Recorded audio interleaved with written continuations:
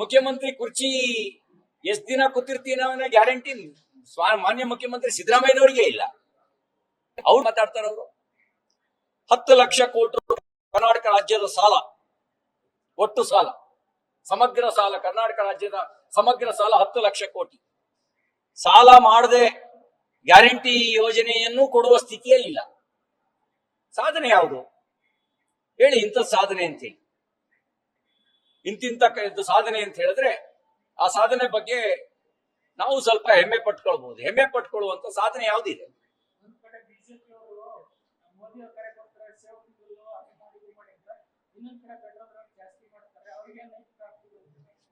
ನಾನು ಕೇಳ್ತೀನಿ, petrol diesel ಮೇಲೆ ಕರ್ನಾಟಕ ಸರ್ಕಾರ ಹಾಕಿರುವ ಸೆಸ್ಸು ಟ್ಯಾಕ್ಸು ಜಾಸ್ತಿ ಇದೆಯೋ ಕೇಂದ್ರ ಸರ್ಕಾರ ಜಾಸ್ತಿ ಇದೆಯೋ? ನೀವು ಬಿಜೆಪಿ ಟೀಕೆ ಮಾಡಿ, ಕೇಂದ್ರ ಸರ್ಕಾರ ಟೀಕೆ ಮಾಡಿ. ಅದಕ್ಕೆ ಮುಂಚೆ ನೀವು ಕರ್ನಾಟಕದವರು 3 ಸರಿ ಪೆಟ್ರೋಲ್ ಡೀಸೆಲ್ ಮೇಲೆ ಕರ್ನಾಟಕ ಕಾಂಗ್ರೆಸ್ ಸರ್ಕಾರ ಸೆಸ್ ಹಾಕಿದ್ರಲ್ವ? ಯಾಕೆ ಹಾಕಿದ್ರಿ ಸೆಸ್ನ? ಕೇಂದ್ರ ಸರ್ಕಾರ ತೆರಿಗೆ ಇಳಿಸಿದ ಮೇಲೂ ಕೂಡ ನೀವು ಸೆಸ್ ಹಾಕಿದ್ರಲ್ಲ, ಯಾಕೆ ಹಾಕಿದ್ರಿ?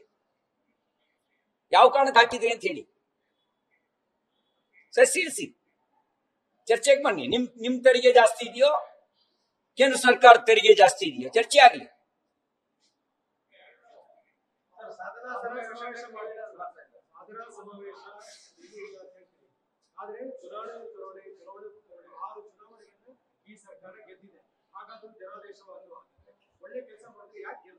ಉಪಚುನಾವಣೆ ಗೆಲುವಿನ ಮರ್ಮ ಏನು ಅಂತ ಖಾಸಗಿಯಾಗಿ ಕೇಳಿ, ಕಾಂಗ್ರೆಸ್ನವರು ಹೇಳ್ತಾರೆ. ಉಪಚುನಾವಣೆಯಲ್ಲಿ ರೂಲಿಂಗ್ ಪಾರ್ಟಿ ತನ್ನೆಲ್ಲ ಸಂಪನ್ಮೂಲವನ್ನು ಉಪಯೋಗಿಸಿ ಜನಾದೇಶವನ್ನು ಖರೀದಿ ಮಾಡುತ್ತೆ. ಗುಂಡ್ಲುಪೇಟೆ, ನಂಜನಗೂಡು ಉಪಚುನಾವಣೆಯಲ್ಲಿ ಗೆದ್ದಿದ್ರಪ್ಪ. 5 ತಿಂಗಳಿಗೆ ಜನರಲ್ ಎಲೆಕ್ಷನ್ ಆಯ್ತು, ಸೋತ್ರು. ಏನ್ ಹೇಳ್ತೀರಿ ನೀವು? ಗುಂಡ್ಲುಪೇಟೆಲ್ಲೂ ಸೋತ್ರು, ನಂಜನಗೂಡಲ್ಲೂ ಸೋತ್ರು, ಪಕ್ಕದಲ್ಲಿ ಚಾಮುಂಡೇಶ್ವರಿ ಕ್ಷೇತ್ರದಲ್ಲಿ ಮಾನ್ಯ ಮುಖ್ಯಮಂತ್ರಿಗಳು ಅವರು ಸೋತ್ಬಿಟ್ರು. ಏನ್ ಹೇಳ್ತೀರಿ ಇದಕ್ಕೆ ನೀವು? ಅಲ್ಲ, ನಾನು ಹೇಳೋದು ನೀವೇನ್ ಹೇಳ್ತೀರಿ ಇದನ್ನ? ನಾವುವೇ ಅಧಿಕಾರ ಇದ್ದಾಗ ಸಾಲು ಸಾಲು ಉಪಚುನಾವಣೆಗಳನ್ನು ಗೆಲ್ತಾ ಇದ್ವಿ, ಅಧಿಕಾರ ಕಳ್ಕೊಂಡ್ವಿ. ಜನಾದೇಶ ಉಪಚುನಾವಣೆಯ ಹಿನ್ನೆಲೆಯಲ್ಲಿ ನೀವು ನೋಡಬೇಡಿ. ನೀವು ಬೇಕಾದ್ರೆ ನಿಮ್ಗೆ ಪತ್ರಕರ್ತ ಸ್ನೇಹಿತರಿಗೆ ಅಲ್ಲಿ ಇನ್ಚಾರ್ಜ್ ಇದ್ದವ್ರು ಗೊತ್ತಿದ್ದಾರೆ. ಎಷ್ಟು ಖರ್ಚಾಯ್ತು ಅಂತ ಕೇಳಿ, ಆಗ ಅವ್ರು ಹೇಳ್ತಾರೆ ಉಪಚುನಾವಣೆ ಎಷ್ಟು ಕಾಸ್ಟ್ಲಿ ಆಯ್ತು ಅಂತ ಹೇಳಿ. ಉಪಚುನಾವಣೆ ಒಂದು ಚುನಾವಣೆ ಫಲಿತಾಂಶ, ಅದನ್ನ ಜನಾದೇಶ ಅಂತ ಭಾವಿಸ್ಬೇಡಿ.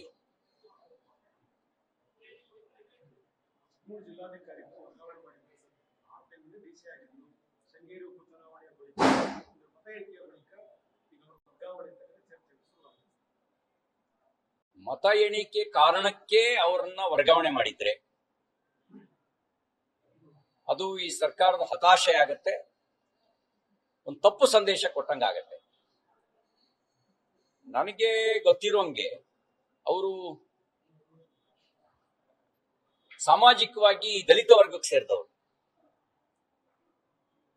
ಅವ್ರನ್ನ 6 ತಿಂಗಳಿಗೆ ವರ್ಗಾವಣೆ ಮಾಡಿ ಒಂದು ಕೆಟ್ಟ ಸಂದೇಶವನ್ನು ಈ ಸರ್ಕಾರ ಕೊಟ್ಟಿದೆ. ಅವರು ಆಡಳಿತಾತ್ಮಕ ಕಾರಣಕ್ಕೆ ವರ್ಗಾವಣೆ ಮಾಡಿದ್ರೆ ಅದು ಬೇರೆ ಪ್ರಶ್ನೆ. 6 ತಿಂಗಳಲ್ಲೇ ವರ್ಗಾವಣೆ ಮಾಡೋದು ಅನುಮಾನ ಹುಟ್ಟಿಸಿದೆ. ಶೃಂಗೇರಿ ಕ್ಷೇತ್ರದ ಚುನಾವಣಾ ಫಲಿತಾಂಶದ ನಂತರ ವರ್ಗಾವಣೆ ಮಾಡೋದು ಒಂದು ಅನುಮಾನಕ್ಕೆ ದಾರಿಯನ್ನ ಮಾಡಿಕೊಟ್ಟಿದೆ.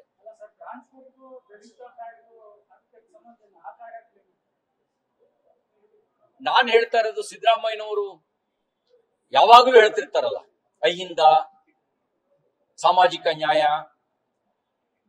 ಅನ್ನೋ ಮಾತನ್ನು ಹೇಳ್ತಾರೆ. ಜಗದೀಶ್ ಶೆಟ್ಟರು ಆವಾಗ ಒಂದು ಮಾತು ಹೇಳಿದ್ರು, ಜಿಲೇಬಿ ಕಂಡ್ರೆ ಇವ್ರಿಗೆ ಆಗಲ್ಲ ಅಂತ.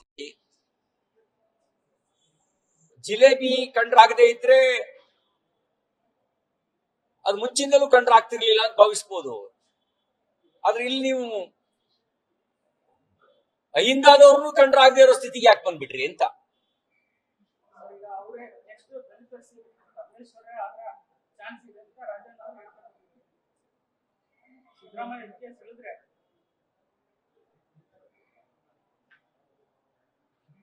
ಜನ ಕಾಂಗ್ರೆಸ್ ಪಾರ್ಟಿಗೆ ಮತ ಹಾಕಿದ್ದಾರೆ. ಯಾರನ್ನ ಸಿಎಂ ಮಾಡಬೇಕು ಅನ್ನೋದು ಬಿಜೆಪಿ ಚರ್ಚೆ ಮಾಡೋ ವಿಷಯ ಅಲ್ಲ, ಅದು ನಮಗ್ ಸಂಬಂಧಪಟ್ಟಿದ್ದಿಲ್ಲ. ಆದ್ರೆ ಮೂಗಿಗೆ ಮೊಳಕೈಗೆ ದಲಿತ ಸಿಎಂ ಅಂತ ತುಪ್ಪ ಸೌರದನ್ನೇನು ಅವ್ರು ಬಿಟ್ಟಿಲ್ಲ, ಮಾಡಿಲ್ಲ ಅಷ್ಟೇ. ಅವರು ಯಾವಾಗ್ಲೂ ತುಪ್ಪ ಸೌರ್ತಾ ಬಂದಿದ್ದಾರೆ, ದಲಿತ ಸಿಎಂ ಅಂತ. ಹಂಗೆ ದಲಿತ ಸಿಎಂ ಅಂತ ಮೂಗಿಗೆ ಮೊಳಕೈಗೆ ತುಪ್ಪ ಸೌರಿರೋದು ಲೆಕ್ಕಾಚಾರದಲ್ಲಿ ಆಗೋದಾಗಿದ್ರೆ ಮಲ್ಲಿಕಾರ್ಜುನ್ ಖರ್ಗೆ ಅವರು ಮುಖ್ಯಮಂತ್ರಿ ಆಗ್ಬೇಕಿತ್ತು, ಬಾಬು ಜಗಜೀವನ್ ರಾಮ್ ಅವರು ಪ್ರಧಾನಮಂತ್ರಿ ಆಗ್ಬೇಕಿತ್ತು, ಇಲ್ಲಿ ಪರಮೇಶ್ವರ್ ಅವರು 2013ರಲ್ಲೇ ಮುಖ್ಯಮಂತ್ರಿ ಆಗ್ಬೇಕಿತ್ತು. ಆತರ ಏನಾರು ಆಗಿದ್ರೆ ಮೂಗಿಗೆ ಮೊಳಕೈಗೆ ತುಪ್ಪ ಸವರ್ತಾರೆ. ಬಸಲಿಂಗಪ್ಪನವರಿಗೂ ತುಪ್ಪ ಸವರಿದ್ರು. ಬಸಲಿಂಗಪ್ಪನವರು ಆ ಕಾಲದಲ್ಲಿ ಅವ್ರ ಹೆಸರು ಅವರಿಗೂ ತುಪ್ಪ ಸವರ ಕೆಲಸ ಮಾಡಿದ್ರು. ರಾಹುಲ್ ಗಾಂಧಿ ವಿದೇಶದಲ್ಲಿ ಭಾರತ ಮಾತಾಡಿದ್ರೆ ದೇಶದ್ರೋಹಿ ಅಂತಾರೆ. ಇವತ್ತು ಮೋದಿ ಅವರೇ ವಿದೇಶದಲ್ಲಿ ದೇಶದ ಕ್ಲಾರಿಟಿ ಕೊಡಿ ಅಂತ ಹೇಳ್ತಾರೆ. ಮಾನ ಹರಾಜು ಹಾಕೋ ಕೆಲಸ ಏನು ಮಾಡಿಲ್ಲ. ಜಾಗತಿಕವಾಗಿ ಅವ್ರು ಹೇಳಿದ್ದಾರೆ. ಜಾಗತಿಕವಾಗಿ ಇವತ್ತು ಯುದ್ಧ ಅನ್ನೋದು ಕೇವಲ 2 ದೇಶದ ಮೇಲೆ ಪರಿಣಾಮ ಬೀರಲ್ಲ, ಜಗತ್ತಿನ ಮೇಲೆ ಪರಿಣಾಮ ಬೀರುತ್ತೆ. ಜಗತ್ತಿನ ಬಹುತೇಕ ರಾಷ್ಟ್ರಗಳು ಬಡತನದಿಂದ ಮುಕ್ತರಾಗಿ ತನ್ನ ದೇಶದ ಜನತೆಯನ್ನ ಬಡತನ ಮುಕ್ತರಾಗುವಂತ ಮಾಡುವಂತ ಒಂದು ಕಾರ್ಯದಲ್ಲಿ ಯಶಸ್ಸನ್ನು ಕಂಡಿದ್ದಾರೆ. ಅದು ರಿವರ್ಸ್ ಆಗುತ್ತೆ ಅಂತ ಜಗತ್ತನ್ನು ಕುರಿತು ಹೇಳಿದ್ದಾರೆ. ಅವರಲ್ಲಿ ಜಗತ್ತನ್ನು ಕುರಿತು ಹೇಳಿರೋದು, ಭಾರತವನ್ನು ಕುರಿತು ಹೇಳಿಲ್ಲ. ಜಾಗತಿಕವಾಗಿ ಜಗತ್ತನ್ನು ಕುರಿತು ಹೇಳಿದ್ದಾರೆ. ಇವರಿಗೆ ಜಾಗತಿಕವಾಗಿ ಹೇಳಿರೋ ಸಂಗತಿನೂ ಅರ್ಥ ಆಗದೆ ಇದ್ರೆ ಇನ್ನೇನು ಅರ್ಥ ಆಗತ್ತೆ, ಇನ್ನೇನು ಅರ್ಥ ಮಾಡ್ಕೊಳ್ಬಲ್ರು. ಈಗ ಯುದ್ಧದ ಕಾರಣದಿಂದ ಇಂಧನ ದರ ಏರಿಕೆ ಜಾಗತಿಕವಾಗಿ ಆಗಿರೋ ಸುಳ್ಳ, ಅದ್ರ ಪರಿಣಾಮ ಜಗತ್ತಿನ ಮೇಲೆ ಆಗಿರೋ ಸುಳ್ಳ ನಿಜನ, ಅದನ್ನ ಹೇಳಿದ್ದಾರೆ ಅವರು.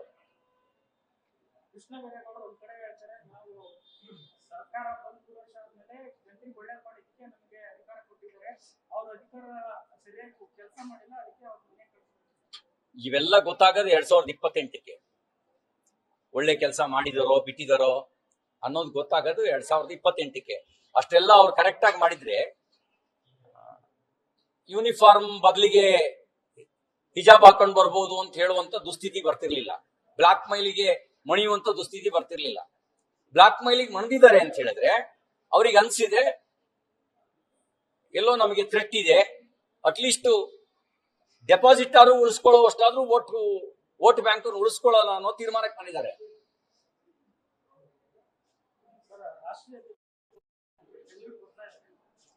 24ನೇ ತಾರೀಕು 23ನೇ ತಾರೀಕು ಬೆಂಗಳೂರಿಗೆ ಬರ್ತಾರೆ. 24ನೇ ತಾರೀಕು ಪಕ್ಷದ ಪ್ರಮುಖರ ಜೊತೆನಲ್ಲಿ ಅವ್ರ ಸಭೆ ಇದೆ. ಮೊದಲನೇ ಬಾರಿಗೆ ರಾಷ್ಟ್ರೀಯ ಅಧ್ಯಕ್ಷ ಆದ್ಮೇಲೆ ನಿತಿನ್ ನಬೀನ್ ಅವರು ಬರ್ತಾ ಇದ್ದಾರೆ. ನಮಗೊಂದು ಸಂತೋಷ ಸಂಗತಿ ಏನು ಅಂದ್ರೆ, ಅವರು ಕೂಡ ಒಬ್ಬ ಸಾಮಾನ್ಯ ಕಾರ್ಯಕರ್ತನಾಗಿ ಭಾರತೀಯ ಜನತಾ ಪಾರ್ಟಿ ಯುವ ಮೋರ್ಚಾದಲ್ಲಿ ಭಾರತೀಯ ಜನತಾ ಪಾರ್ಟಿಯಲ್ಲಿ ಅನ್ಯಾನ್ಯ ಜವಾಬ್ದಾರಿಯನ್ನ ಬಿಹಾರ ರಾಜ್ಯದಲ್ಲಿ ಮತ್ತು ರಾಷ್ಟ್ರೀಯ ಮಟ್ಟದಲ್ಲಿ ನಿರ್ವಹಿಸಿ ಈಗ ರಾಷ್ಟ್ರೀಯ ಅಧ್ಯಕ್ಷ ಆಗಿದ್ದಾರೆ. ಕಾರ್ಯಕರ್ತರಿಗೆ ಆ ರೀತಿ ಅವಕಾಶ ಕೊಡೋದ್ರೊಳಗೆ ಅಗ್ರಗಣ್ಯ ಪಾರ್ಟಿ ಅದು ಬಿಜೆಪಿ ಒಳಗೆ ಕಾರ್ಯಕರ್ತರು ಯಾವ ಸ್ಥಾನಕ್ಕೆ ಬೇಕಾದ್ರೂ ಮುಟ್ಲಿಕ್ಕೆ ಸಾಧ್ಯ ಇದೆ. ಹಾಗಾಗಿ ಒಬ್ಬ ಸಾಮಾನ್ಯ ಕಾರ್ಯಕರ್ತ ಪಕ್ಷದ ಅತ್ಯುನ್ನತ ಹುದ್ದೆಯನ್ನ ಅಲಂಕರಿಸಿರೋದು, ನಾವೇ ಆ ಜಾಗವನ್ನು ಕೂತಿದ್ದೇವೆ ಅನ್ನುವಷ್ಟು ಸಂಭ್ರಮ ನಮಗೆ ಆಗ್ತಾ ಇದೆ. ಅವರಿಗೆ ನಾವು ಸ್ವಾಗತಿಸ್ತೀವಿ.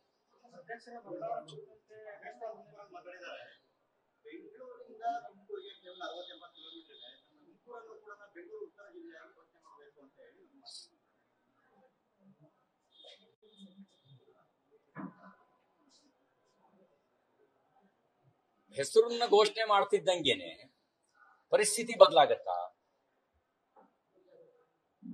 ತುಮಕೂರಿನ ಪರಿಸ್ಥಿತಿನ ಬದಲಾಯಿಸೋದ್ರ ಬಗ್ಗೆ ಏನು ಯೋಜನೆ ಅವ್ರದ್ದು? ಆಮೇಲೆ ಆ ಬೇಡಿಕೆ ಬರ್ಬೋದು. ರಾಮನಗರ ಆಯ್ತು, ತುಮಕೂರು ಆಯ್ತು, ಕೋಲಾರ, ಚಿಕ್ಕಬಳ್ಳಾಪುರ, ಬೆಂಗಳೂರು ಗ್ರಾಮಾಂತರ, ಹಾಗೆ ವಿಸ್ತರಿಸುತ್ತಾ ಚಿತ್ರದುರ್ಗದವರೆಗೂ ಹೋಗ್ಬೋದು. ಆಮೇಲೆ ಏನು?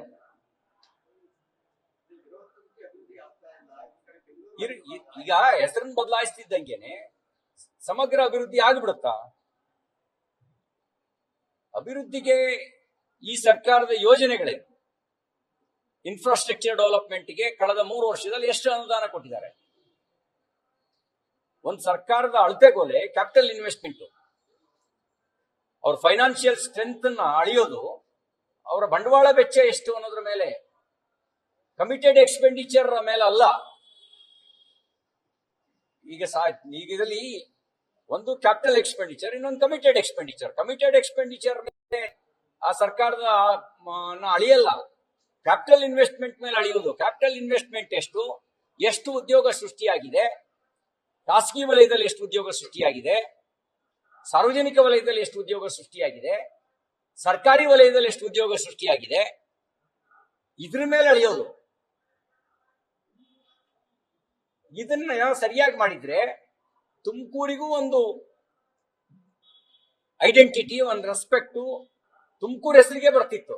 ಈ ಮೈಸೂರು ಮಹಾರಾಜರು ಮೈಸೂರನ್ನೇ ಒಂದು ಇಂಟರ್ನ್ಯಾಷನಲ್ ಬ್ರಾಂಡ್ ಮಾಡಿದ್ರು.